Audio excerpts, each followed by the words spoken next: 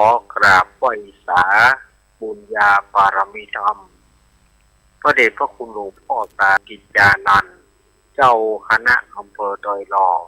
เจ้าอาวาสวัดพระธาตุเจ้าดอยน้อย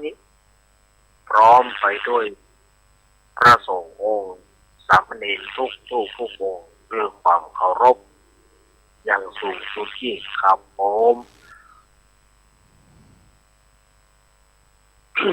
สวัสดีเจแล้วก็พ่อน้อยหลวงพ่อจ่อคนรูปก่อตัวเนอร์ผมขอกลับบริษัทโคบาลักเหมือนกันนะครับสวัสดีเนอร์ผมขอกลับบริษัทตุลุงนวลโครูปหล่อวัดเสมียงอำเภอเวียงหนองร่องเหมือนกันนะครับเนอร์ครับกับบริษัทโคบากับบริษัทตุลุงนวลโครูปหล่อเหมือนกันนะครับสวัสดีครับขอความผาสุกความเจริญในธรรมจงบังเกิดแก่คณะสัตยาญาติโยมศรัทธาสาธุชนคนดีเอาทุกท่านวันนี้รายการสัพเพเหระปกิณกะธรรมะค่อนรุ่งใกล้แจ้งรายการเสียงธรรมแสงทองก่อมาปะกับศรัทธาญาติโยมเหมือนเช่นเคยเนาะประจำผู้วันอาทิตย์ตั้งแต่เวลา3 ถึง4 เกิงก็จะตัวเก้ากับผมอาตมาภาพสามเณรรักสันโยนันท์แห่งวัดสันเมืองตำบลหนองล่องอำเภอเวียงหนองล่องจังหวัดลำพูนเป็นผู้รับผิดชอบดำเนินรายการตั้งแต่เวลา3 ถึง4 เกิงเป็นต้นไปทางสถานีวิทยุคลื่นพระพุทธศาสนาการศึกษาและวัฒนธรรม 104.50 วัดไฝหินตำบลสุเทพอำเภอเมืองจังหวัดเชียงใหม่โดยเมตตาธรรมของท่านอาจารย์ท่านพระครูสมุวิสุวัฒน์ประจิตโยสถานีวิทยุวัดพระบาทอุดมน้ำบ่อสาวา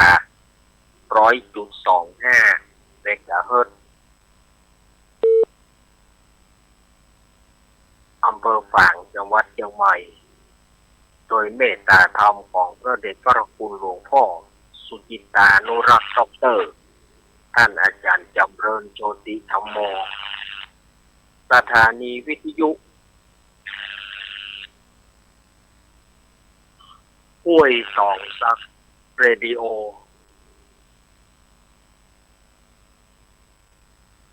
98.75 เมกะเฮิรตซ์ตั้งอยู่วัดห้วยสองซักตำบลกวงเปาอำเภอสำโรงจังหวัดเชียงใหม่โดยเมตตาธรรมของหลวงพ่อวาปินวรมานิกและท่านอาจารย์ชวริตศิวังโสสถานีวิทยุมนต์เสียงธรรม 106.25 เมกะเฮิรตซ์ตั้งอยู่วัดบุพารามตำบลจังเคิงอำเภอแม่แจ่มจังหวัดเชียงใหม่โดยเมตตาธรรมของพระเดชพระคุณหลวงพ่อมงคลวิจิตรเจ้าคณะอำเภอแม่แจ่มและท่านปรัตอุทัยทั้งสองท่านสถานีวิทยุชุมชนคนเหนือเขื่อนบ้านดงดำตำบลหางดงอำเภอฮอดจังหวัดเชียงใหม่สถานีวิทยุแม่วางเรดิโออำเภอแม่วางจังหวัดเชียงใหม่สถานีวิทยุแดนดินถิ่นล้านนาบ้านโฮงงัวอำเภอสันปะตองโดยคุณโยมรุจิสมบัติเงาคำสถานีวิทยุบ้านแป้นเรดิโอบ้านแป้นอำเภอเมืองจังหวัดลำพูนสถานีวิทยุชุมชนคนเมืองลี้ อำเภอลีจังหวัดลำพูนโดยพ่อครูเสน่ห์จีนาจันทร์ตั้งอยู่วัดพระธาตุห้าดวงอำเภอลีสถานีวิทยุสีคำเรดิโอจังหวัดน่านสถานีวิทยุนิกเนียวเรดิโอห้างหุ้นส่วนจำกัดอนุสรณ์เรดิโอบ้านสงตำบลต้งขวาวอำเภอเมืองปานจังหวัดลำปางสถานีวิทยุอาร์เรดิโอเน็ตเวิร์กทั้งสองคลื่นของจังหวัดลำปางสถานีวิทยุวิทยาลัยสงฆ์นครลำปาง 106.50 เมกะเฮิรตซ์วัดปุญญวัฒน์วิหารโดยพ่อครูดร.จิรศักดิ์ปันลำสถานีวิทยุลำปางสตาร์ 101.25 เมกะเฮิรตซ์ของคุณโยมดารุณีและสถานีวิทยุน่านฟ้าเรดิโอของคุณโยมรุ่งนิรันดร์ฟันดอนทองอันนี้ก็คือสถานีวิทยุต่างๆที่เปิดรับสัญญาณตั้งแต่เวลานี้เป็นต้นไปขออนุโมทนาขอบคุณน้ำใจไมตรีของทุกๆสถานีท่านหัวหน้าเจ้าหน้าที่ทุกฝ่ายช่างคอนโทรลช่างเทคนิคทุกท่านขออนุโมทนาขอบคุณที่นำเอาเสียงอาตมานั้นเผยแพร่ออกอากาศเพื่อสถาญาติโยมได้ฟังกันหรือว่าท่านทั้งหลายจะฟังทางเว็บไซต์จะฟังทางเว็บไซต์จะฟังทางโทรศัพท์ก็เข้าเว็บไซต์เอาเว็บไซต์ก็คือ www.radio.com อันนี้ก็จะเป็นอย่างชอบเลยนะปัจจัยว่าทั่วประเทศเราทั่วโลก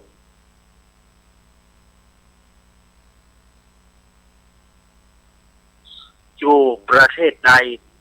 ก็จะได้ฟังกันถ้าที่มีโทรศัพท์สมาร์ทโฟนหรือว่าโทรศัพท์ป่วยเอาเนี่ยโทรศัพท์สัมผัสนี่เนี่ยก็เข้าเว็บได้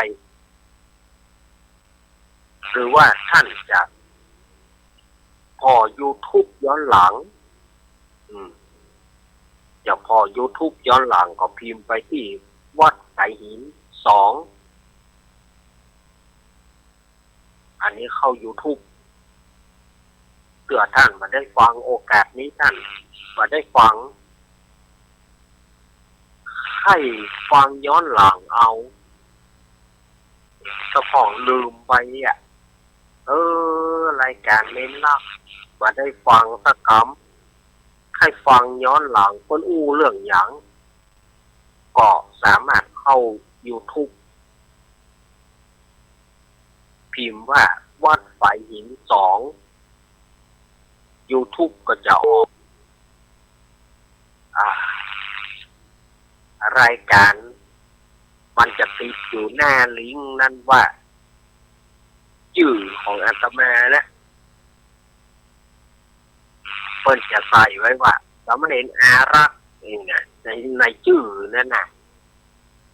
ท่านอาจารย์เพิ่นใส่สามเณรอารักษ์รายการของสามเณรอารักษ์มันก็จะเป็นรายการอาตมาเอาเปล่ามาเอาเป็นเทวดารักษาบ้านรักษาเมืองไปอย่างสถาญาติโยมเนาะว่าอารักษ์นี่คือเทวดารักษาบ้านรักษาเมืองหรอกเอาเปล่ามาเอาก็กลายเป็นเทวดาไปอย่างมาปะก่อนวันนี้เป็นเช้ามืดของวันอาทิตย์ที่16 พฤศจิกายนพุทธศักราช 2568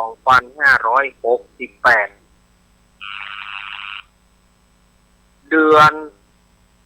นี่เหนือเดือน11ใต้เดือน12ใต้เดือนนี่เหนือเดือน12ใต้แคมมานี่11ค่ำ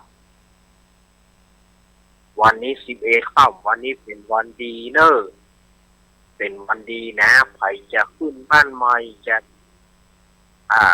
พิธีการต่างๆย้ายครอบย้ายครัวเข้าบ้านวันนี้เหมาะเนอะกินแขกแต่งการแต่งงานเนี่ยเอาว่างานมงคลต่างๆนี่นะ เหมาะเนอะวันนี้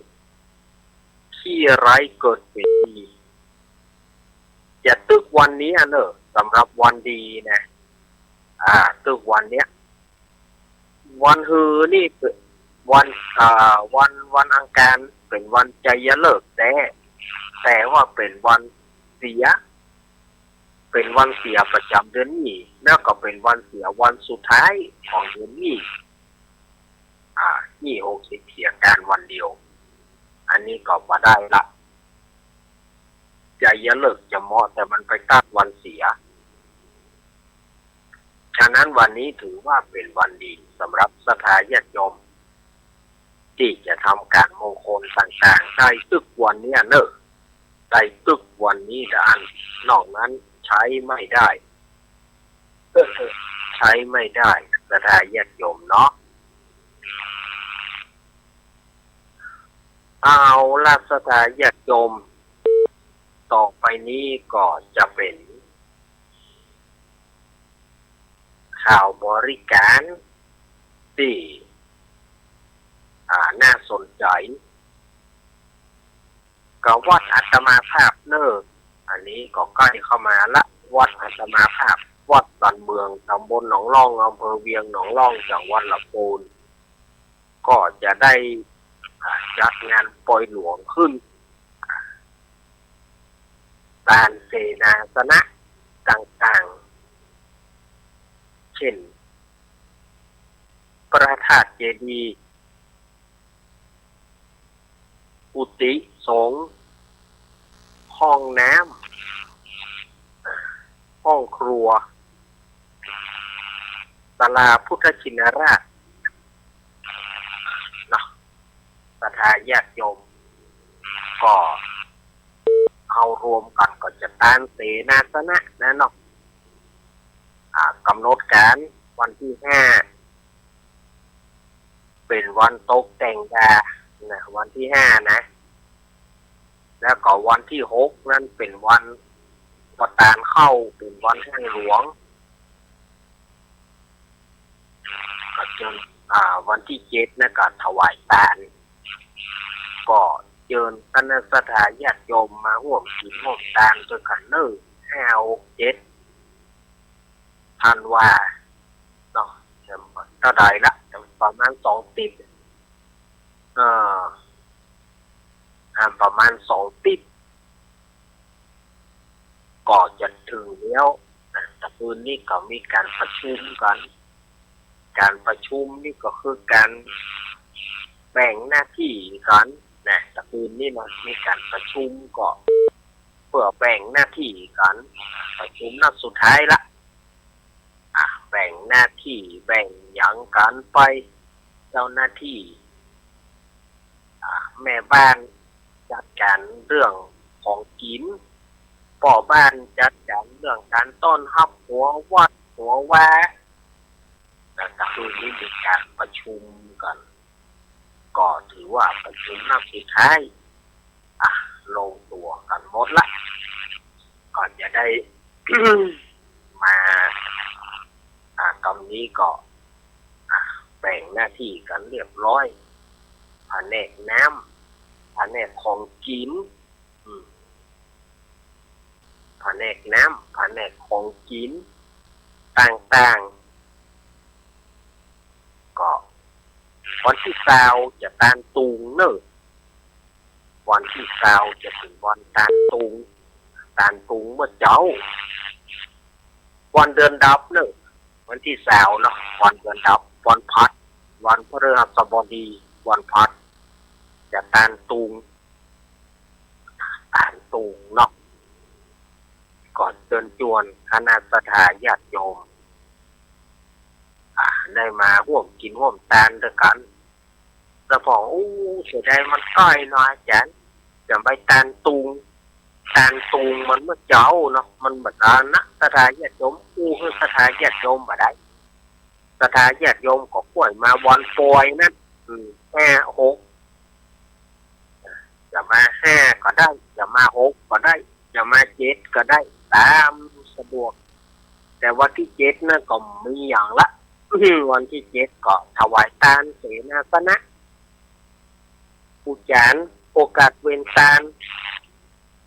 พระสงฆ์อนุโมทนาก็ใช้พิธีมันน่าจะเป็นน่าจะตันซึกเลี้ยงเพลนนะแค่นอน่าจะตึกเลี้ยงเพลนนั่นนะสำหรับวันตานนั่นนะส่วนว่าวันที่6นั่นก็วันค่ำใครมาพอซอใครมาพอซอก็มาพอได้มาพอซอใครจะมาดูการแห่เต้นอำมาตย์หลวงการแห่เต้นอำมาตย์หลวงที่เปิ้นจะแห่จากวัดพระธาตุสีจอมทองวรวิหารโดยหลวงพ่อเบญจมินทร์เปิ้นจะได้แห่ธรรมะมาจุไว้ที่ร้านปทุมทิพย์การเกษตรของเฮียเอ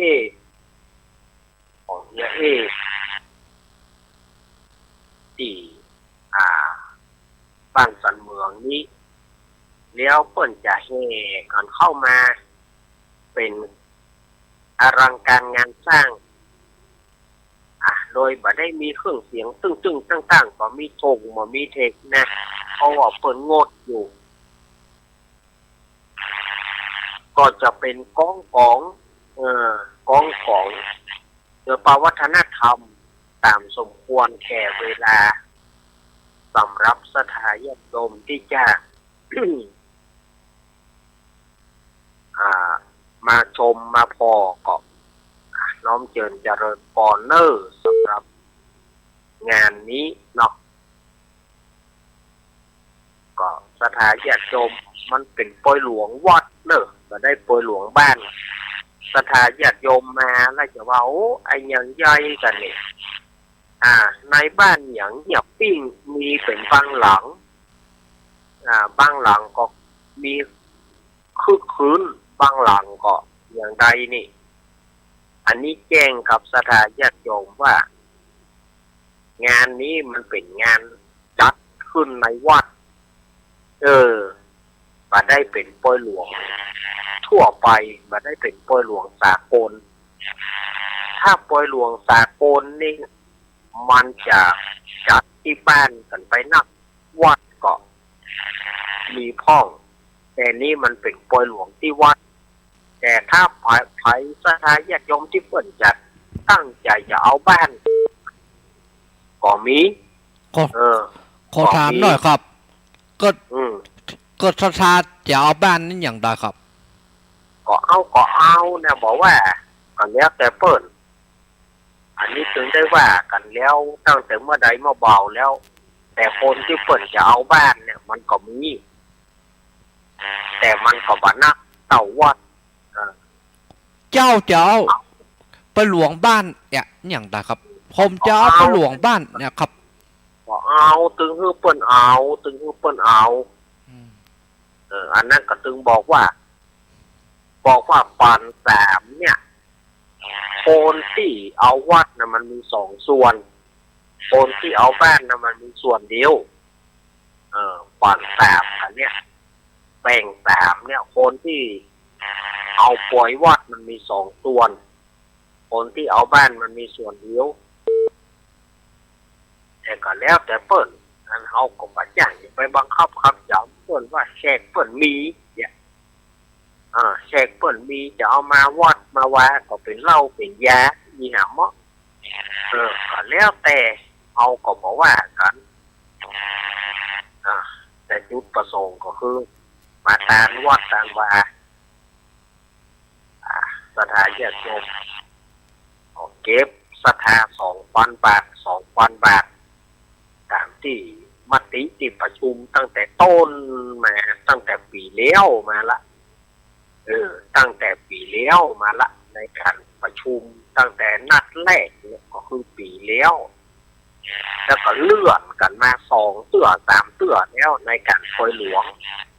เขาได้เลื่อนกันมา2 เตื้อ 3 เตื้อในการเลื่อนเมื่อใดก็บอกว่าง1เมื่อใดก็ติด1เนี่ย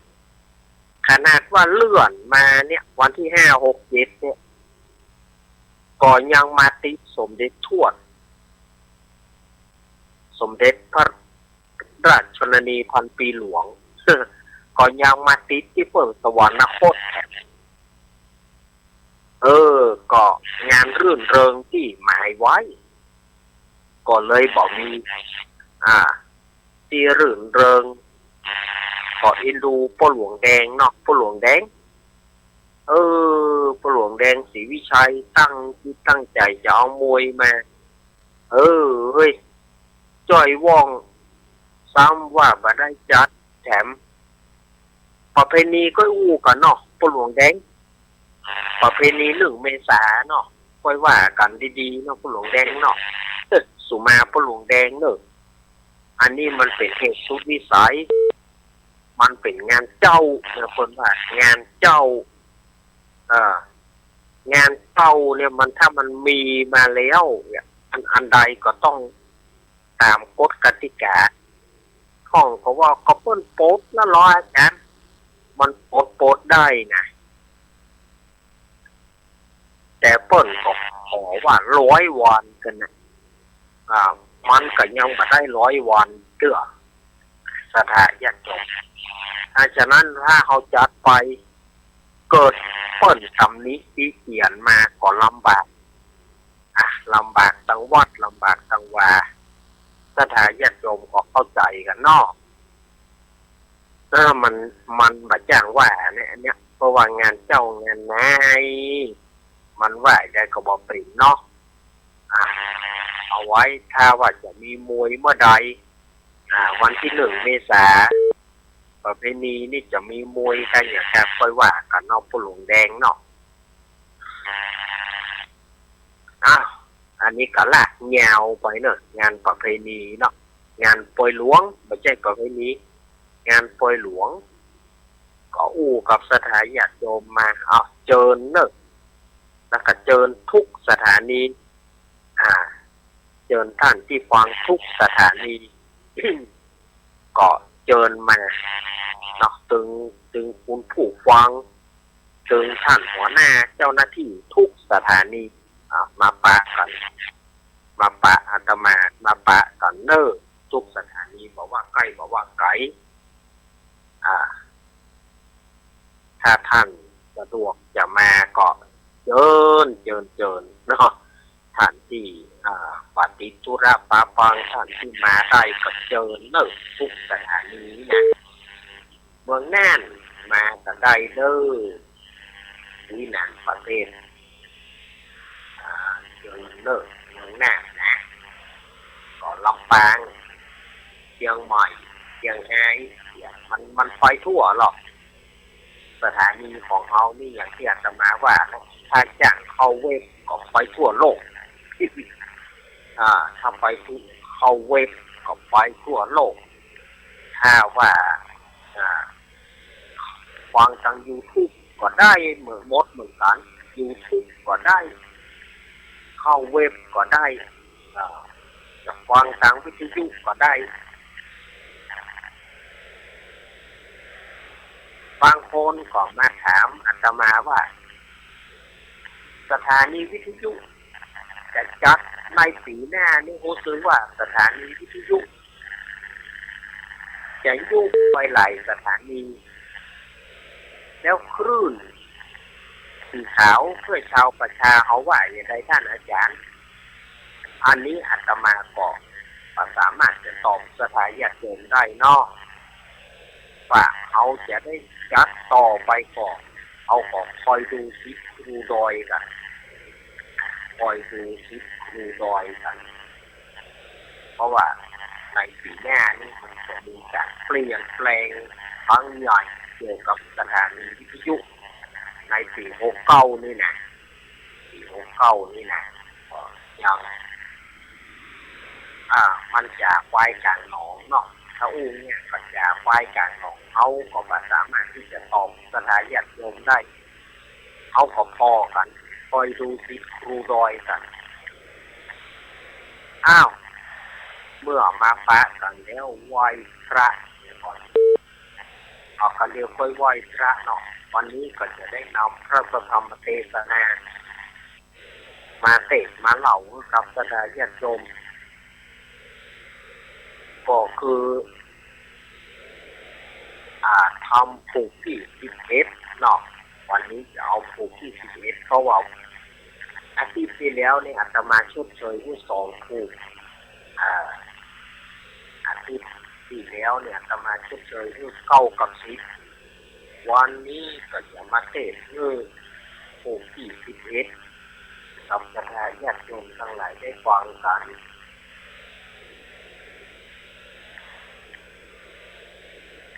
เจ้าภาพพ่อสมฟักแม่สีเพนสาวเที่ยบ้านกระจางตำบลหนองรองอำเภอเวียงหนองรองจังหวัดลำพูนนายอเนกนายจินตนาพรน้องปลายฝนพ่อผู้กองพรฟักแม่เป็นนายประนอมพรหมสุวรรณีอำเภอสันทรายเปิ้ลก็ห่วงเป็นเจ้าภาพรับอย่างเป็นทางการก่อนจะการทำผูกนี้ไปหาพ่ออุ้ยเงินสุมาเตอพ่ออุ้ยน้อยปอนไม่อุ้ยเงินอีนาอีอันนี้พ่อสมศักดิ์แม่สีเพนกับแม่ฟองคำอีนาอีเนาะพ่อสมศักดิ์แม่สีเพนสาวเตี้ยแม่ฟองคำอีนาอีอันนี้ก็เปิ้ลจะตานพ่ออุ้ยน้อยปอนแม่อุ้ยเงินอันนี้นะเป็นการมาพ่ออุ้ยน้อยปอนแม่อุ้ยเงินพ่อสีแม่สอนขาวเตี้ยอันนี้เป็นการไปหาพ่อสีแม่สอนอุ้ยเกี่ยวอุ้ยอินเชื้อวงอุ้ยสุกอุ้ยทาอีนาอีอันนี้เป็นการพ่อสอนชัยอุ้ยคำอุ้ยทานายภาสกรชัยกาวินที่เปิ่นจะตามหาก็ขอพระนาบุญสงกุศลนี้จงไปรอดไปถึงทุกท่านตามที่อาตมาได้ชื่อนามมาด้วยเถิดเอาละสถานญาติโยมก็เอาพ่อซักเนอะพ่อซักสาวเตี้ยพ่อสมซักจุดเทียนทูบบูชาจุดทูบเทียนสองธรรมจุดเทียนสองธรรมเพราะว่าเขาไม่ได้ทำพิธีการไม่ได้มีกิจกรรมละก็คือเจิญพ่อสมซักได้จุดเทียนสองธรรมพวกเขาพนมมือขึ้นเนอจุดเทียนสองธรรมเอาละสถานญาติโยมเมื่อปอสักคนเอวบางห่างน้อยได้จิเตียนปุญญาธรรมแล้วสถานญาติโยมเอาลาพระพร้อมกันกราบ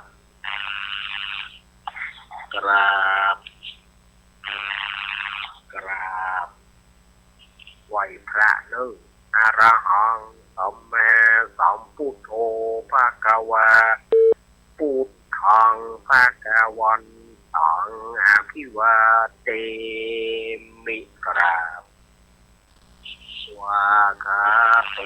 ภะคะวะตาธัมโมธัมมังนะมัสสามิกราบสุปฏิปันโนภะคะวะโตสาวกสังโฆสังฆังนามามิกราบอ้าวไหวพระเป็นที่เรียบร้อยสถาญาติโยมต่อไปก็อาตมาภาพจะได้เทศน์ได้เล่าธรรมสุวรรณแปะคำนะสุวรรณแปะคำผูกที่11เล่าให้สถาญาติโยมได้ฟังกันวันนี้อาตมาภาพก็ต้องขอสุมาด้านสุ่มเสียงตื่นเจ้ามามันเสียงมันแหบเนาะก็เพราะอากาศมันเริ่มเย็นแล้วนะวันนี้รู้สึกว่าเริ่มเย็นมาอากาศมันเข้าสู่หน้าหนาวมาเต็มตัวแล้วนะมันก็เลยสีเย็นมาก่อนล่างว่าเย็นอย่างนี้ก็ฝนบ่มีแล้วจ้ะแต่เฮาก็ว่ามันบ่ได้นะประเดี๋ยวนะเนาะสถาญาติโยมว่าเขาว่าอย่างมันบ่ได้มันจะมามันก็จะมาประเดี๋ยววันเดียว3ฤดูก็มีร้อนฝนหนาวในวันเดียวกันก็มีมันเรียกว่าจะมาเมื่อใดก็ได้ที่มันพร้อมจะมาต่อไปเนี่ยจะได้เล่าธรรมเพื่อสถาญาติโยมได้ฟังก่อนอื่นก็ไประบำทำนองสักหน่อยก่อนเนาะเดี๋ยวก็ค่อยเข้าสู่ในการเล่านะโมตัสสะภะคะวะโตอะระหะโตสัมมาสัมพุทธัสสะสาธะโวปังราโกตุยะแนสาปุริสะตังหลายทั้งยิ่งใหญ่น้อยใหญ่อันมีใจไฟตังบุญได้อุดหนุนยังเข้าแนมวัตถุพร่ำปัจจัยสินดวงใส58ตาใดกดแหวกรักษาป้าก่อนแม้แต่เจ้าเพื่ออยู่เฝ้านิฟังธรรมจึงได้จำติดต่อตามาบาดพ่ออย่าได้ขาดพ่อบทใดเฮาจะให้กล่าวที่3ก่อนที่เดิมแม่ขอสัทธาตั้งหลายมวลหมู่จงตั้งโสตะจูดาฟังไปบัดนี้แด่เธอเอาละสถาญาติโยมสาธุชนตั้งหลายต่อไปนี้อาตมาภาพก็จะได้เทศนาธรรมเพื่อสถาญาติโยมตั้งหลายได้ฟังกันในโอกาสบัดนี้เดี๋ยวกันสถาญาติโยมอาตมาขอดูเวลาก่อน วันนี้ว่ายังมีเวลาแถมเนาะมีเวลาอยู่ต่อไปอาตมาภาพก็จะได้เล่าธรรมเพื่อกับสถาญาติโยมได้ฟังกันในผูกที่แล้วนี้ผูกที่10ผูกที่แล้วนี้ก็วิสุกรรมเตวบุกรรมค้อนวัดศิลปิกรรมค้อนไปขู่เจ้าพญาพันธุมเถระที่ค่ำเจ้าแปะค่ำเนี่ยไปค่ำเปิดสุดท้ายพญาอินก็โคตรมาได้เลยชื่อวิสุกรรมเตวบุไปขู่เจ้าพญาพันธุมเถระไปถามปัญหาว่าเอกนามทีตึงมดตึงมวลเนี่ยถามว่าอะไร อย่างอ้อหนึ่งบ่มีสองสองบ่มีสามสามบ่มีสี่สี่บ่มีห้าห้าบ่มีหกหกบ่มีเจ็ดเจ็ดบ่มีแปดแปดบ่มีเก้าเก้าบ่มีสิบสิบบ่มี11ตอบได้ก่อนถ้าตอบได้กำหนดการ7 วันถ้าตอบได้จะมาฆ่าแต่ถ้าตอบมาได้จะเอาค้อนเนี่ยทุ่มตุกหัวเจ้าพญาทำให้เจ้าพญาพันธุมัจจิราชเกิดความหัววันนั้นตึกนี้นะวันนี้ก็จะมาเล่าต่อเนาะเจ้าพญาพันธุมัจจิราชเมื่อพิธีกรรมเทวบุตรไปแล้วก็เป็นบ่ม่วนบ่งานดักกินบ่ได้นอนบ่หลับก็ฮือทหารเสนาอามาตย์ไปสีฟ้องห้องเป่าไปสีฟ้องห้องเป่าไผมีพญาปัญญาดีไผมีพญาปัญญาดีที่ตอบปัญหาของวิสุกรรมเทวบุตรได้เขาจะยกบ้านยกเมืองก็มีพญาตึง101หัวเมืองพญา101หัวเมืองก็เข้าไปเพื่อจะแก้ปัญหากำหนด7 วันกำหนด7 วันแต่ก็ไปถามมาถาม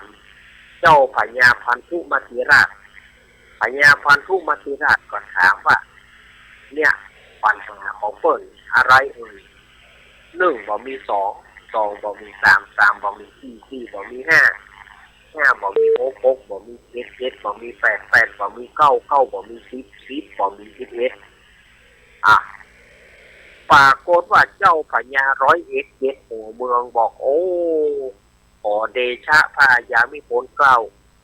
ถ้าอย่างอีหม่อมฉันโจรปัญญาพระเจ้าค่ะ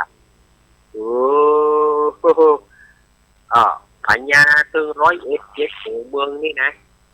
ก็ตอบมาได้ว่านี่กันเอาแล้วเจ้าพญาพันธุมัจจิราชก็ใจบ่ดีคือคนไปห้องเป่าคือคนไปตีของห้องเป่าแถมขัดใจนะบ้านกูตายแน่ๆบ้านเมืองกูก็จะละส่ำละสายบ้านเมืองกูก็จะชิบหายมาสู่ตั้งหลายภัยก็ได้บอกว่าลูกเจ้าลูกนายลูกท่านหลานเธอตั้งหลายหรือว่าประชาชนภัยก็ได้ที่สามารถตอบที่สามารถแก้ปัญหาวิสุกรรมเทวบุตรได้เนี่ยเจ้าบ้านเจ้าจองก็ได้ภัยคือที่มีปัญญาปราดเปรื่องปัณฑิตนักปราชญ์ทั้งหลายมาปรากฏว่าหมู่ปัณฑิตนักปราชญ์ทั้งหลายเมื่อมาหูปัญหาก็ปากันสวายแน่ตอบมาได้ปากันสวายแน่ตอบมาได้เอาเจ้าพญาพันธุมัจจิราชเป็นอย่างไรเนี่ยประเด็นเนี่ย1 วันผ่านไป2 วันผ่านไป3 วันผ่านไป4 วันผ่านไป5 วันผ่านไป6 วันผ่านไปก็ปรากฏว่าบ่มีเจ้าพญาหรือว่าบ่มีบัณฑิตนักปราชญ์บ่มีไผตอบปัญหาได้สักคนทำให้เจ้าพญาพันธุมัจจิราชใจบ่ดีแล้วกำนี้โอ้กูกำลังมาตายกำนี้จ้าจ้อยเสนาอามาตย์ตีก้องห้องเป่าไปแถมก็บ่มีไผมาแล้วกำนี้เพราะได้ยินจื่อของปัญหาเนี่ยมันตอบมาได้ยามนั้น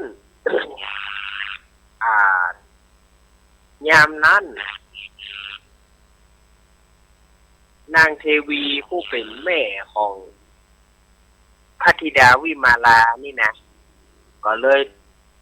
ทูลว่าเสด็จปี่เพคะยังเสด็จปี่มาลอง คือเขยล่ามาตอบเพราะว่าหมู่เฮาเนี่ยก็เหลือเขยล่าเขยเดียวยังบ่คือเขยล่ามาตอบเสด็จปี่จะได้สบายใจเผื่อว่าเขยล่ามันขนาดว่าเปิ้นคือทำอย่างคือเสด็จปี่คือแปลงอย่างมันก็แปลงได้แบบจินตนาการได้เสด็จปี่เนี่ยบ่ลองให้มันมาตอบด้วยความถือหัวด้วยความถือทิฐิมานะกระด้างกระเดืองด้วยความว่าบ่ยอมเปิ่นเนี่ยนะก็เลยบอกว่ามันจะได้ว่ามันสัญชาติเดรัจฉานมันจะได้ว่ามันเป็นแปะนะมันจะได้ยี่หยังบ่ได้ลูกเคยสูไม่ได้อย่างท่านสูมาหาเตอะว่าแล้วก็บอกว่าบ่ได้กึ่งก้นเขาใส่การอย่างการเนี่ยดูถูกดูหมิ่นเปิ่นโอ้ยเสด็จปี่เวลาบ่มีแล้วนะวันพูกเนี่ยถ้าเขาตอบเสด็จปี่ตอบเปิ่นบ่ได้วิจุกรรมจะเอาบ้านเมืองเขาจะชิบหายเลยนะเสด็จปี่ลองมันพอก่อนมันบ่ได้เขาก็ค่อยว่ากันนี่หรอก็เลยฮือคนตั้งหลายเสนาหมัดไปเจิญเจ้าแปะคำมาถึงวันที่7แล้วหรอเอาละนี้ความกลัวตายละต่ำละตายแล้วนี่ความกลัวตายนะบ่ม่วนละถึงวันที่7ก็คือกำหนดการว่าวิสุกรรมเทวบุตรจะลงมาแล้วนี่ก็เลยฮือเสนาหมัดไปเจิญเจ้าแปะคำมาเมื่อไปเจิญเจ้าแปะคำก็เข้ามาเฝ้าส่วนว่าเจ้าพญาพันธุมติราชก็มีวาจาที่สุภาพเรียบร้อยน้ำหน้าอย่างคิงจะตอบได้ว่าขนาดบัณฑิตนักปราชญ์เป็นร้อยเป็นพันเนี่ยตอบมาได้คิงจะตอบได้ว่าเมื่อนั้นเจ้าแปะคำก็ถามว่าปัญหามันมีจากได้เสด็จพ่อ1บ่มี2 2บ่มี3 3บ่มี4 4บ่มี5 5บ่มี6 6บ่มี7 7บ่มี8 8บ่มี9 9บ่มี10 10บ่มี11อย่าน้ำหน้าอย่างจริงมันจะได้เลยว่าบอกว่าบ่ได้ชมน้ำลายกะกึ่งป่นเข้าใส่เพิ่นกะเมื่อนั้นเจ้าแป้งคำก็บอกว่าหม่อมฉันจะลองก่อนเนอถ้าวิสุกรรมมาหม่อมฉันจะลองก่อนนอกแต่ถ้าลองน้ำหน้านะว่าเมืองแฮนี่จะชิบหายละกินซึ่งตอบมาได้สัญชาติคอยสัญชาติเดรัจฉานมันจะได้ยี่หยังเสด็จพ่อเอ้ยพ่อมาลองก็บอกหูนอหม่อมฉันจะลองพ่อก่อนก็เจ้าแปะคำเจ้าพญาพันธุมติราชนี่นะก็ดูถูกดูหมิ่นเพิ่นอย่างที่อาตมาว่านั่นนะกลุ่มพวกนี้จะผมน้ำลายจะถึงเมื่อเจ้าวันที่7วิสุกรรมเทวบุตรลงมาเจ้าแปะคำกอดทอดพูดออกมาบอกว่าเจ้าพญาพันธุมติราชเลยกะโอ้โหที่แท้มันเป็นงามเหมือนเทวดาค่ะนี่งามแท้งามว่านี่หรอกแต่ก็ย่อมบ่ยอมภาพคนเจอนะมันถึงสอบมาได้นะวันนี้เมืองกูถึงชิบหายหมดละพอเสด็จพ่อแปลงแต่งธรรมะคือหม่อมฉันสักอันหนึ่งพอคิงเนี่ยมานั่งกับปืนหั่น ฟักใหญ่ไฟสีจะได้ปะใหญ่ลูกไหนมาโอ้การที่จะตอบปัญหานี่มันลึกซึ้งพอหลวงพ่อขอเสด็จพ่อแปลงธรรมะเพื่อมอมฉันแปลงแต่งหนังเพื่อมอมฉันกำเตอะ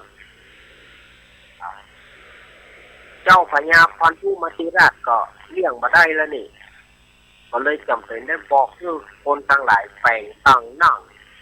ประดับประดาด้วยดอกไม้อย่างงามเจ้าพญาเจ้าแปะคำก็ขึ้นนั่งแต่งเกี่ยวนั้นบอกว่าเจ้าพญาพันธุมาติราชนะมันตึงแต่มันตึงหมากโมงนั่นนะพอเปิ่นกับหมอโหรานั่นนะยังบอกว่าหมอโหรานั่นตอบมันก็ตอบมาได้เนี่ยสถานจัดโยมคนเฮาจะอาศัยเปิ่นคนเฮานี่จะเปิ่นอยู่แล้วก็เนี่ยว่าเปิ่นปฏิเสือวิสุกรรมเทวบุตรก็ลงมาเมื่อลงมาก็ถามว่าอ้าวเจ้าพญาว่าจะได้มาเดียวนี่ถึงเวลาแล้วนะมาได้ก็ค้อนเนี่ยเนอะจะเล่นหัวละเจ้าพญาพันธุมาติราชก็บอกว่าโอ้ท่านเทวบุตรเอ๋ยท่านเทพบุตรว่าดีว่าแต่ถ้าตอบมาได้วันดิษนักปราชญ์ทั่วบ้านทั่วเมือง101หัวเมืองก็ตอบมาได้มีไอ้ทอยคนนี้มันน่าจะตอบได้เนี่ยไอ้ทอยไหนมันเป็นลูกเขยแล่มันเป็นแปะมันจะตอบได้ก็ได้มาได้บอกก็จะตายแล้วยังจะมีทิฏฐิอยู่กะถูกวิสุกรรมเทวบุตรว่าตัวเข้าจะตายอยู่แล้วบ้านเมืองจะวินาศชิบหายอยู่แล้วยังบอกเปิ้นดีๆมันดีอย่างมันจะเป็นคนดีลูกแต่เจ้าค้อนนี่เนื้อหัวนี่แกก็ทำเจ้าพญาพันธุมาติราชนี่กลัวละ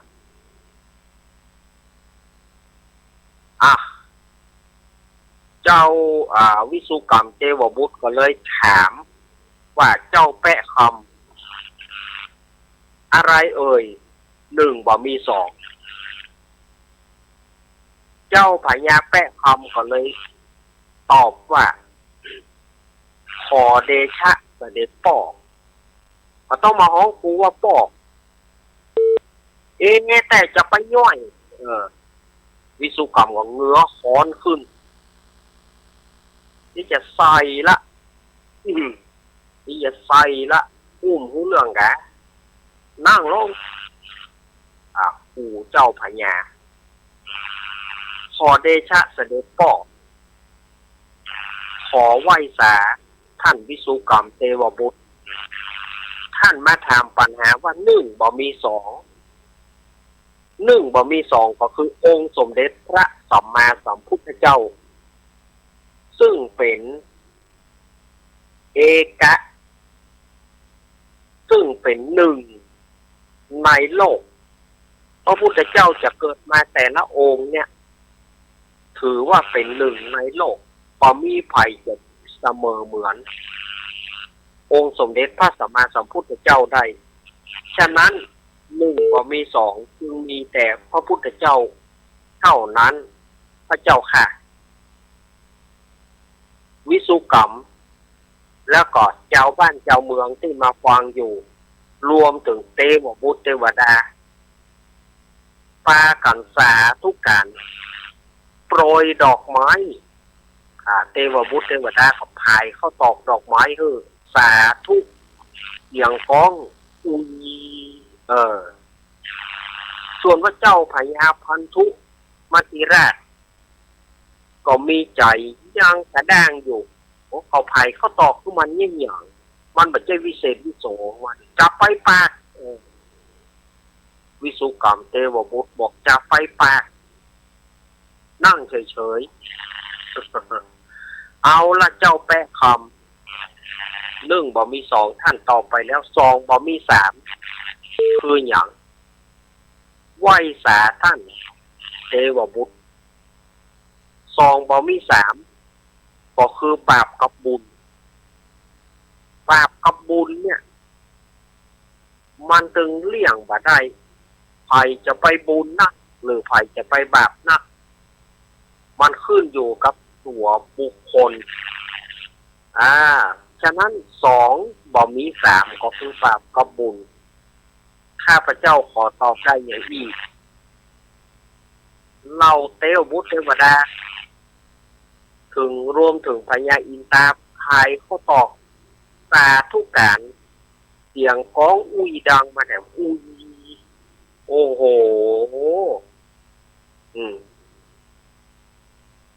กำนั่นพญาพันธุมติราชปากมาได้แล้วหรอก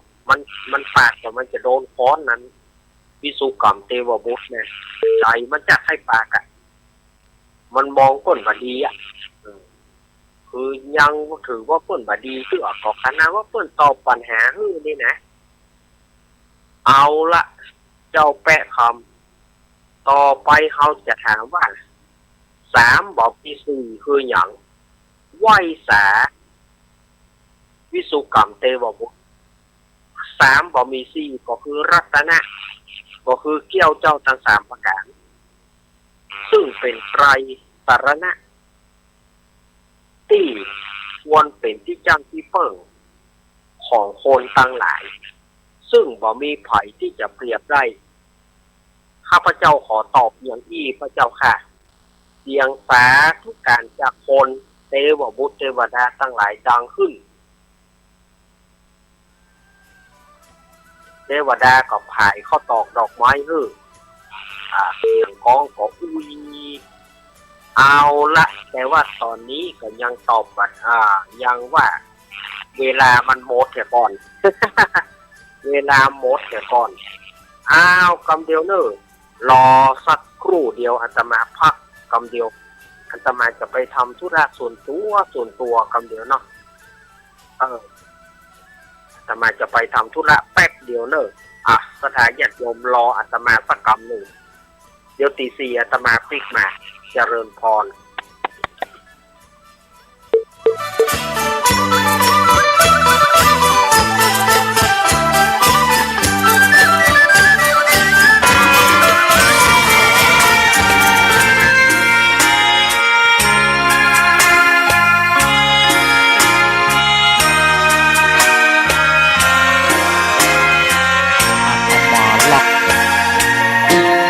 จะไปสอนกาแฟกิน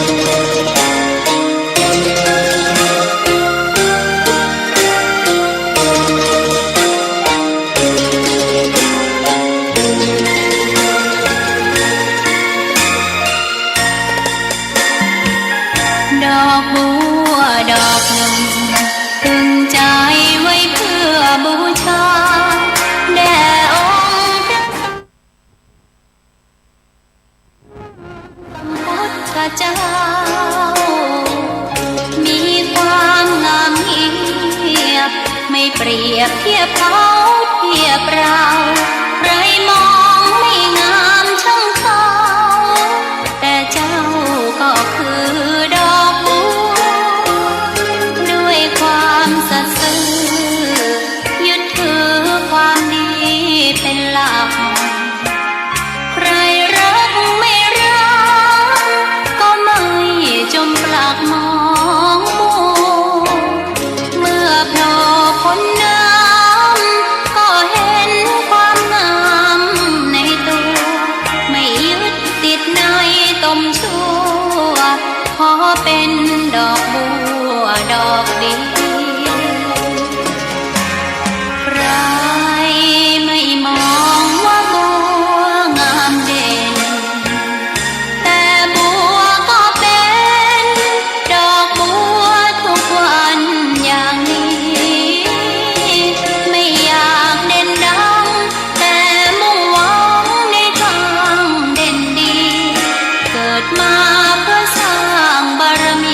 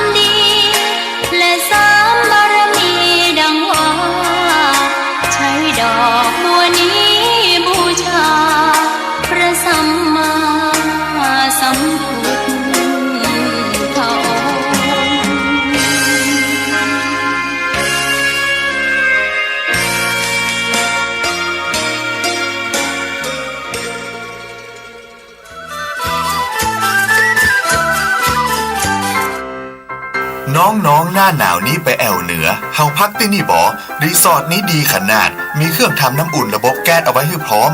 แต่ก็ต้องระวังเนอะเครื่องทำน้ำอุ่นระบบแก๊สมีคนตายมาหลายรายแล้วจะอั้นเลยกะอ้ายก็นึกภาพเอากะเปิดเครื่องทำน้ำอุ่นระบบแก๊สในห้องน้ำถ้าบ่มีพัดลมดูดอากาศการหมุนเวียนของออกซิเจนมันจะดีได้จะใด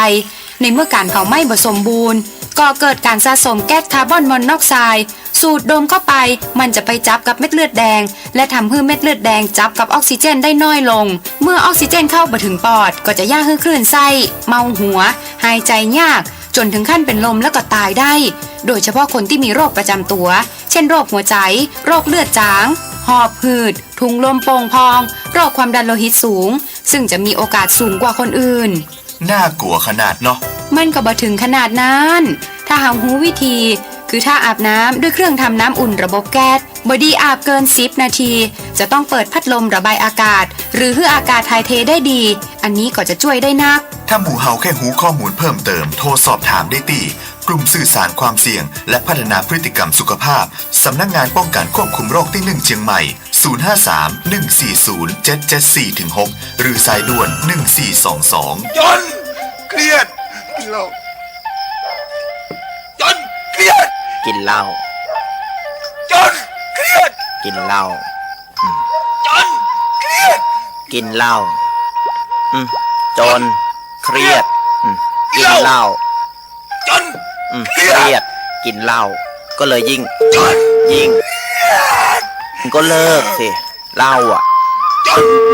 เลิกเหล้าเลิกจนเริ่มต้นเข้าพรรษานี้คำเดียวรอสักครู่และรับหลังต่อสายพวกคำเดียวนะครับผู้บานลักต่อสายพวก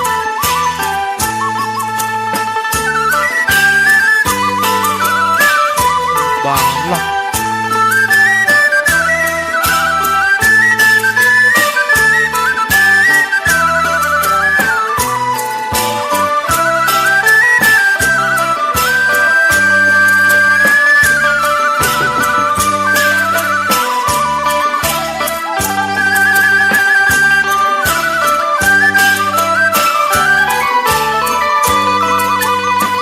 นี่เหมือนครูบาลักต่อได้เลยครับ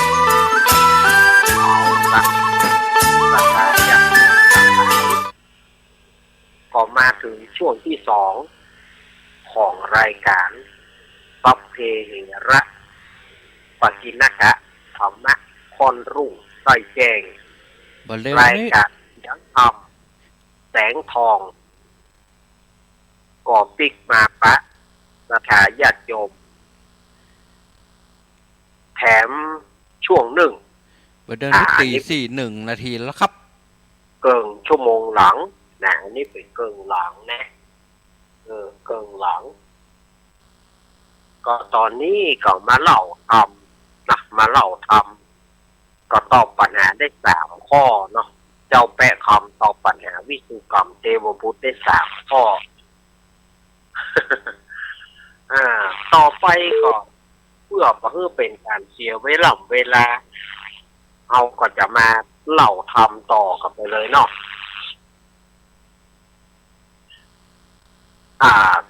วิสุกรรมเทวบุตรก็ถามว่า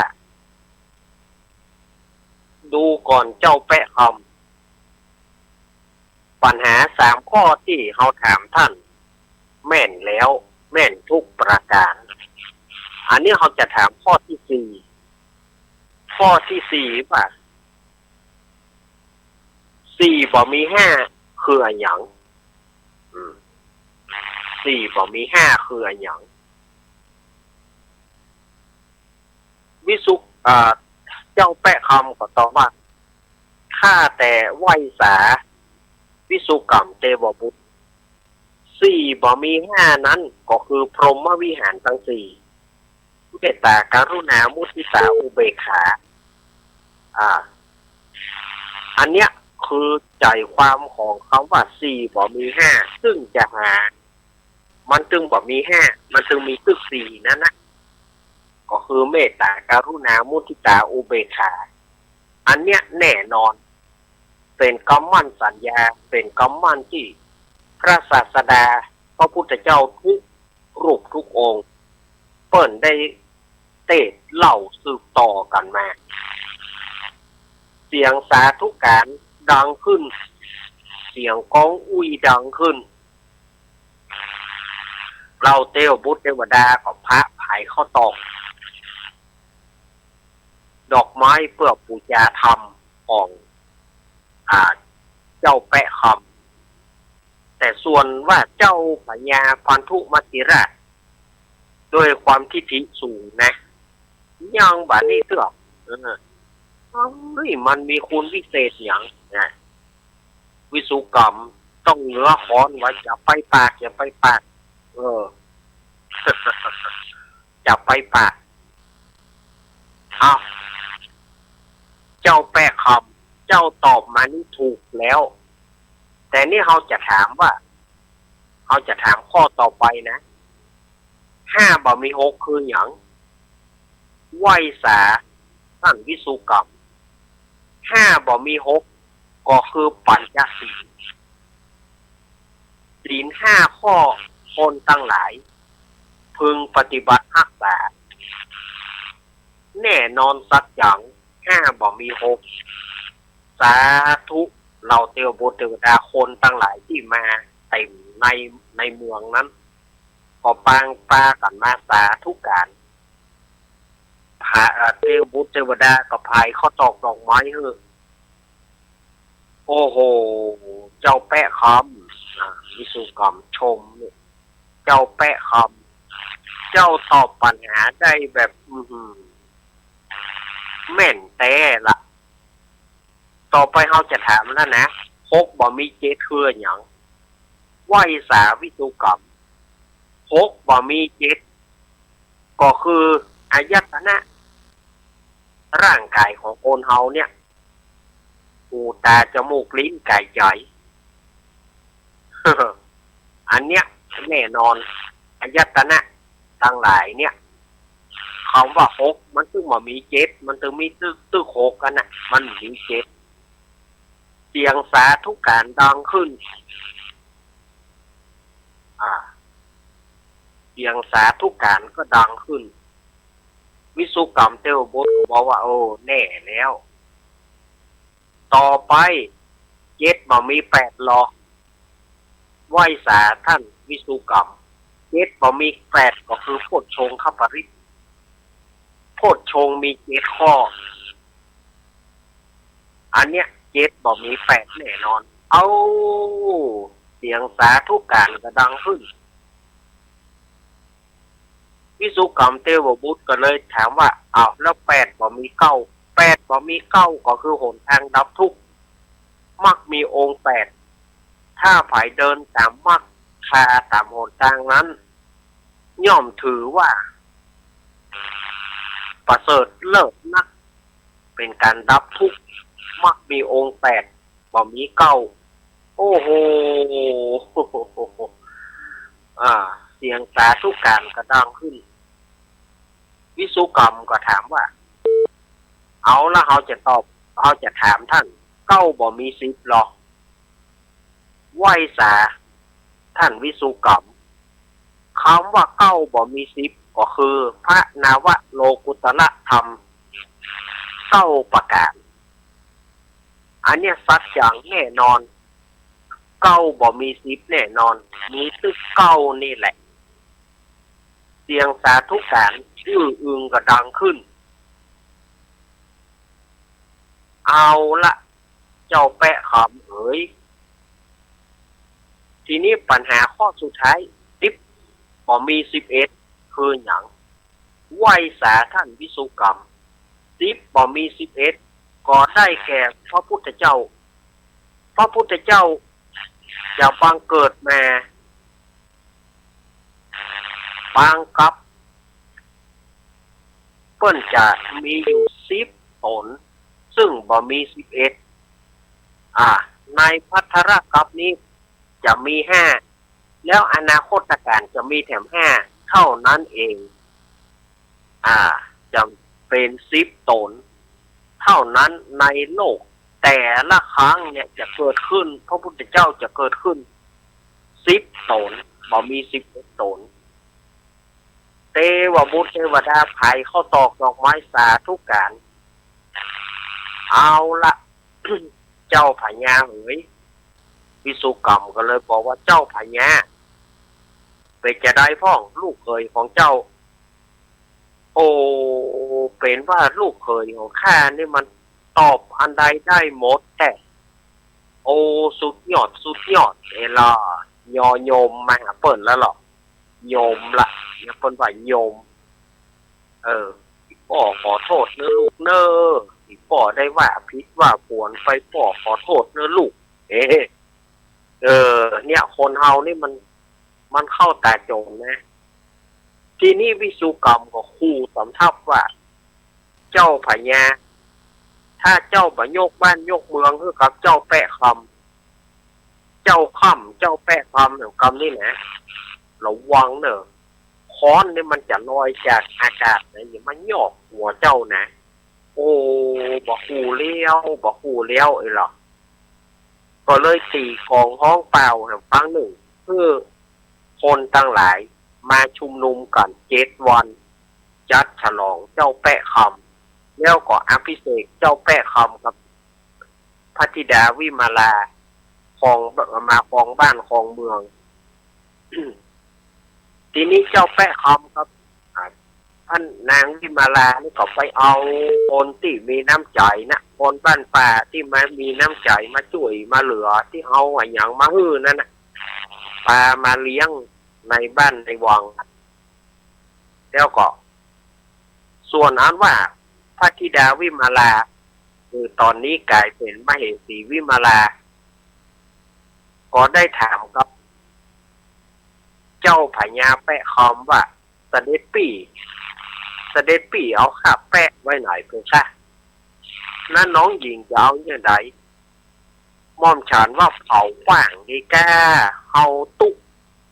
อกตุกใจก็ย้อน ข้าแปะคำนั่นนะโอ้ปี่บ่อนุญาตเนอน้องหญิงปี่บ่คือเผาเพราะว่าข้าแปะคำเนี่ยมีคุณสมบัติอย่างยิ่งน้องข้าได้อย่างมันมีในหั่นหมดฉะนั้นปี่จึงเผามาได้ฉะนั้นเจ้าแปะคำก็เลยเอาข้าแปะเนี่ยบอกมาแล้วอธิษฐานแก้วแหวนแสนสิ่งอย่างต่างๆมีปลาเลิศปลาเตอโค่นตั้งหลายกับปลากันมาฮับตานเจ้าแปะคำก็ตานไปบ่มีเสี่ยงบ่มีซ้ำพาเขาพาธนาใครได้อันใดอธิษฐานเอาของนั้นก็จะบังเกิดในข้าแปะคำเขาก็ยิบเอาพระเมสีวิมาลาก็โอ้เสด็จปี่เขานี่เป็นผู้วิเศษแต่รู้ในเมื่อยกอภิเษกอดิเรกมงคลเรียบร้อยก็เจ้าแปะคำก็ได้ครองบ้านครองเมืองก็คือตานไปถึงวันส่วนอันว่าปี่สาวตึง7เนี่ยปี่สาวตึง6เนี่ยก็เกิดความอิจฉา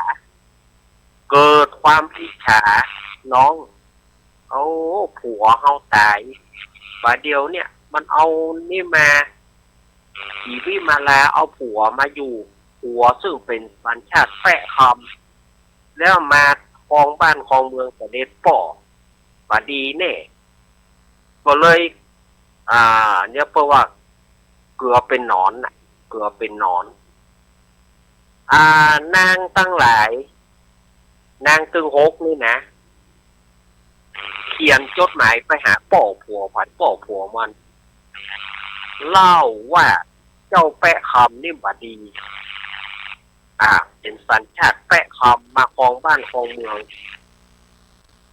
แล้วอีกอย่างหนึ่งมันมีแปะคำพิเศษอธิษฐานอันใดได้อันนั้น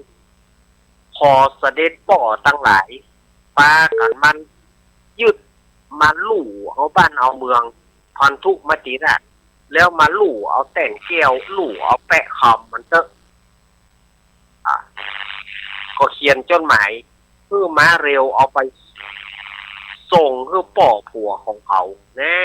นางตั้งฮกนั่นบดีนะพี่สาวของพระธิดาวิมาลานี่นะบดีไปสอบป่อผัวไปสอบป่อผัวส่วนอ่านว่าป่อผัวถึง5 เมืองนั่นนะได้อ่านจดหมายของลูกไปก็บอกว่าเมียบ่ให้เขานี่อย่างใดเนี่ยฮะก็มาคอยน้องตัวเก่านี่บ่าวเขาตั้งหลายก็บอกว่าเมืองนั้นเปิ้นเอาฮือ เจ้าพญาแปะคำแล้วส่วนอ่านว่าข้าแปะคำเนี่ยเกิดขึ้นกับตัวเปิ้นเป็นด้วยบุญญาบารมีเปิ้นเขาบอกไปเอาบอกไปเอา5 เมืองนั้นตกลงกันว่าบอกไปเอาเพราะว่าบุญของเปิ้นมีอย่างอีกส่วนว่าเจ้าเมืองจำปาเจ้าเมืองจำปานั้นบ่ยอมได้ยินลูกไปกล่าวลูกไปเขียนจดหมายมาย้านก็ยกทัพกีฬาจะมาฮบเอาข้าแปะคำจะมาฮบเอาบ้านเอาเมืองพันธุมติราชก็เลยฮือเสนาอามาตย์ตีกองห้องเป่ากันยกทัพโยธาเพื่อจะไปยึดเอาเมืองพญาพันธุมติราชของเจ้าแปะคำส่วนว่าเจ้าพญาเมืองจำปานั้นจะยึดได้บ่ได้นั้นก่อนมาต่อกันติดหน้าเนาะก่อนมาต่อกันติดหน้าเพราะว่าทำมันจบไปแล้วอนุโมทนาเจ้าภาพพ่อสมศักดิ์แม่สีเพนตามเป้าประสงค์ของท่านเนี่ยนะขอท่านตั้งหลายได้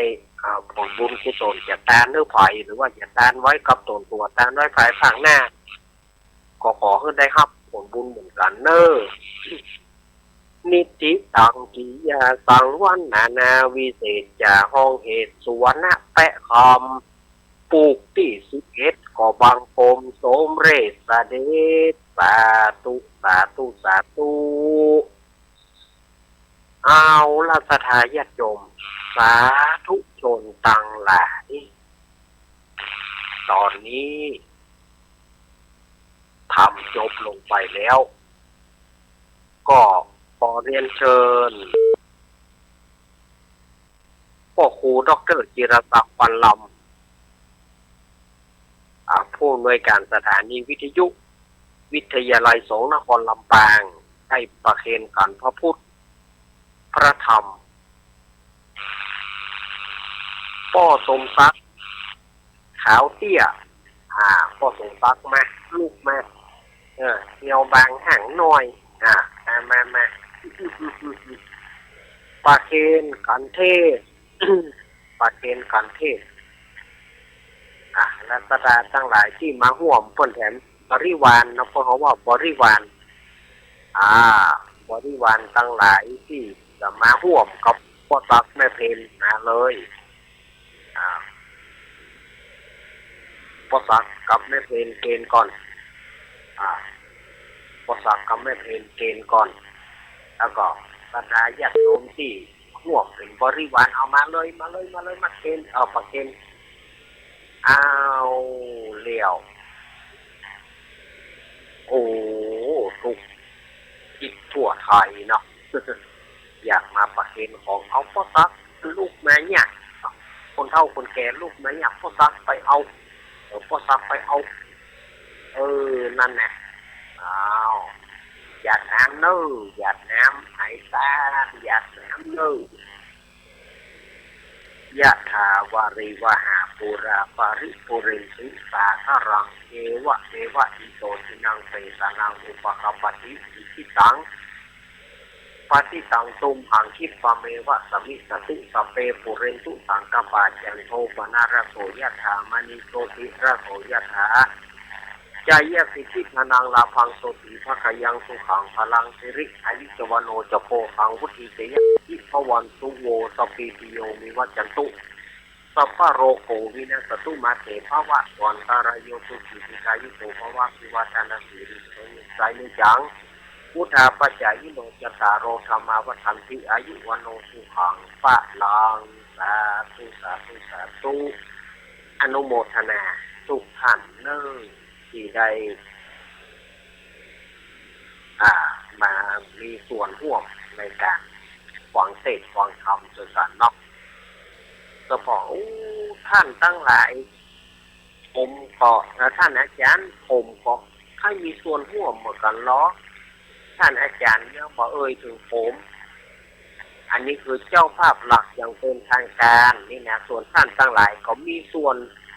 เป็นเจ้าภาพคนก่อนมดบอกเว้นไว้ผู้ใดบอกเว้นไว้สถานีใดนะเข้าใจกันแบบนี้เนาะเอาก็ช่วยกันไปเป็นทุกท่านก็มีส่วนร่วมตึงมดตึงมวลนะบ่มีปัญหาบ่มีปัญหาโลพอมแพมสถาญาติโยมเนาะโลพอมแพมสถาญาติโยมก็ได้มีส่วนร่วมเหมือนกันหมดนะ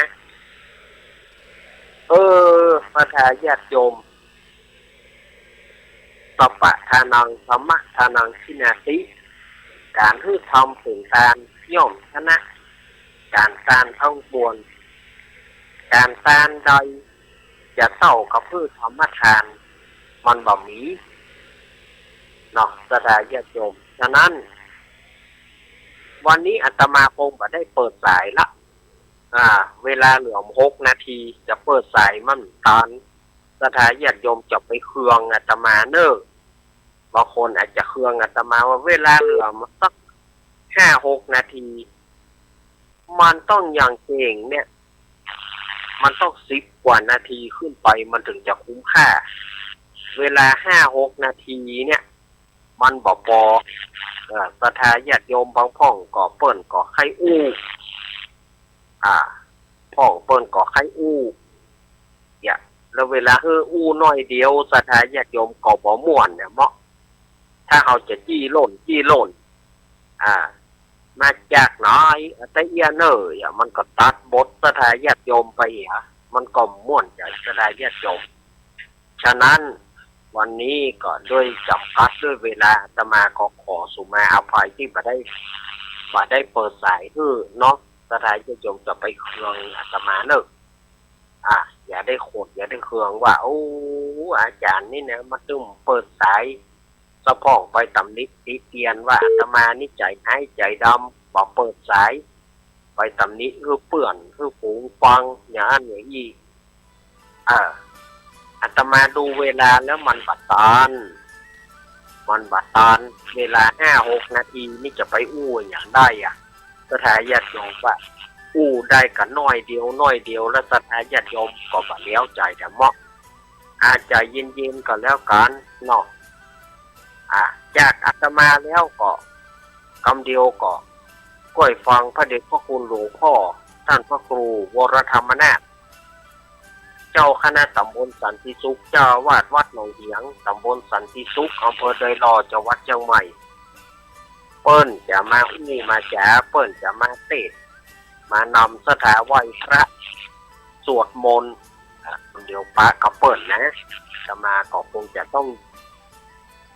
อาตมาก็เวลาอาตมาก็ใกล้หมดแล้วสถาญาติโยมก็ขอย้ำอีกคำหนึ่งว่าปล่อยหลวงเนอะวัดอาตมาเนาะ5-6-7 ธันวา5-6-7เดินสถาญาติโยมมากินร่วมทานกันอากาศเริ่มหนาวแล้วเนอะสถาญาติโยมอุณหภูมิที่ในห้องอาตมาในตอนนี้ก็คือ26นั่นแหละแต่ว่าวันนี้มันสีเย็นมาอุณหภูมิที่ห้องอาตมานี่ก็มี26 องศานั่นนะ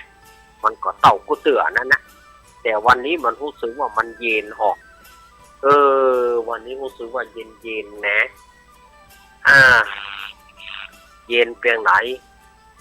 สถาญาติโยมขอให้เขาใจเย็นเหมือนหน้าหนาวเนี่ยเนาะบางสิ่งบางอย่างหนักนิดเบาหน่อยขอให้สถาญาติโยมไม่ต้องคิดอะไรมากถ้าสถาญาติโยมคิดอะไรมากมันก็บ่สบายใจกับญาติโยม บางอันบางสิ่งบางอย่างเนี่ยย้อนก็คือดึงตึงก็คือผ่อนนะสถาญาติโยมย้อนก็คือดึงตึงก็คือผ่อนสถาญาติโยมอย่าได้คิดอะไรอย่างนักหมดเวลาพอดีอาตมาภาพขอนำเอารายการสัพเพเหระปกิณกะธรรมะคนรุ่งก็แย่งลาสถาญาติโยมไปก่อนเดี๋ยวก็มาฟังท่านอาจารย์ท่านพระครูวรธรรมนาถเปิ้นจะมามาจากต่อจากอาตมานี้ออกสถาญาติโยมชาวฟังเปิ้นลำดับต่อไปโอกาสหน้าฟ้าใหม่อาทิตย์หน้าค่อยว่ากันอาทิตย์หน้าค่อยว่ากันแต่ว่าวันอาทิตย์ที่7อาตมาลาเนอะอันนี้ลาแต่ละวันอาทิตย์ที่7ซึ่งเป็นวันปล่อยหลวงของอาตมานะอาตมาขอลาสถาญาติโยมแต่นะลาเพราะว่ามัน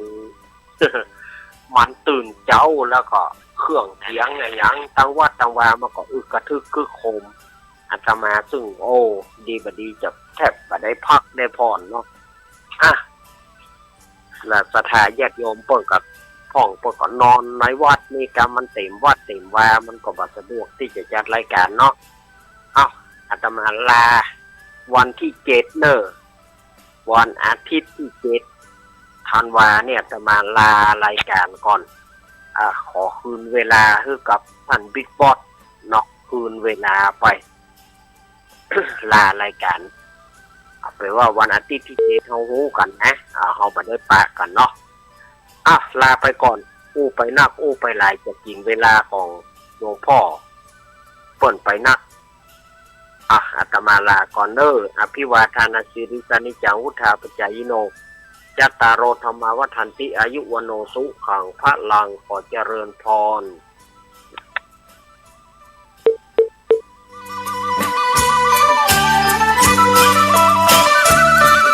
ตกจากที่สูงเรียก1669กระดูกหักเรียก1669บาดเจ็บกระดูกสันหลังเรียก1669ไฟฟ้าช็อตเรียก1669ไฟไหม้น้ำร้อนลวกอย่างรุนแรงเรียก1669จมน้ำเรียก1669ถูกยิงเรียก1669ถูกแทงเรียก1669อุบัติเหตุจราจรเรียก1669ช็อกหมดสติเรียก1669ปวดท้องกล้าฉุกเฉินมีน้ำเดินตกเลือดเรียก1669